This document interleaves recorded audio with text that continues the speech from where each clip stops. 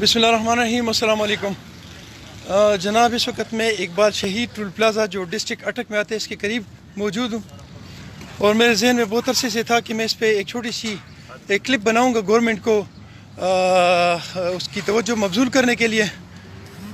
ये पीछे इकबाल शहीद टोल प्लाज़ा है, यहाँ से ठीक 26 किलोमीटर आगे जब मैं जाऊँगा तो इसी डिस्ट्रिक्ट अटक में दूसरा टोल प्लाज़ा जो है वो हारो टोल प्लाज़ा के नाम से इसी डिस्ट्रिक्ट में है। रोड की जो मौजूदा सिचुएशन है वो भी गवर्नमेंट से ढकी छुपी बात नहीं है, क्योंकि यहाँ के जो इस डिपार्टमेंट के जो ऑफिसर्स हैं वो इसी रोड पे चलते रहते हैं।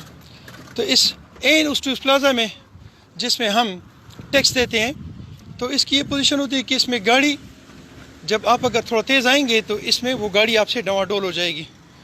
जबकि इस टोल प्लाज़ा को बने हुए मेरा ख्याल है कि ये कुछ 96-97 में बना था, जब उस वक़्त यहाँ पे डायरेक्टर नासिर शाह हुआ करते थे।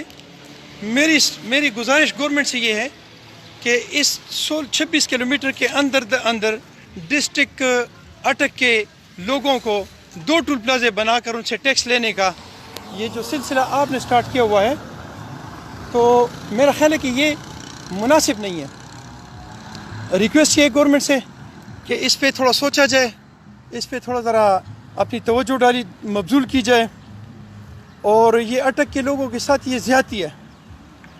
दूसरी बात ये है कि ये जिस रोड की मैं बात करूँ ये पेशावर रावलपिंडी रोड है।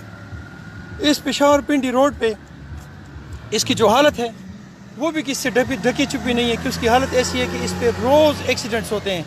इसका मतलब ये है कि इस रोड पे इस प्लाज़े पे जो टैक्स मुझसे लिया जाता है तो वो गवर्नमेंट के प्रॉपर अकाउंट में नहीं जाता, ये कहाँ जा रहा है। इसका थोड़ा हिसाब किया जाए, क्योंकि ये लाखों रुपए पे आपने ठेके पे दिया हुआ है, ये आवाम का पैसा किधर जा रहा है, इसका जवाब चाहिए। अस्सलाम वालेकुम रहमतुल्लाह।